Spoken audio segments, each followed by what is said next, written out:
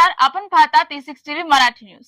कोल्हापूर जिल्ह्यातील प्रसिद्ध श्री महालक्ष्मी अंबाबाई मंदिरच्या 1,500 कोटी रुपयांचा जतन, संवर्धन आणि परिसर विकास कामांचे उद्घाटन आज केंद्रीय गृहमंत्री अमित शाह यांच्या शुभ हस्ते करण्यात आले। या ऐतिहासिक प्रकल्पामुळे कोल्हापुरात विकासाची पंचगंगा वाहणार असून दक्षिण काशी म्हणून ओळखल्या जाणाऱ्या ह्या नगरीला जागतिक धार्मिक पर्यटनाच्या नक्षावर नवे स्थान मिळेल, असा विश्वास व्यक्त करण्यात आला।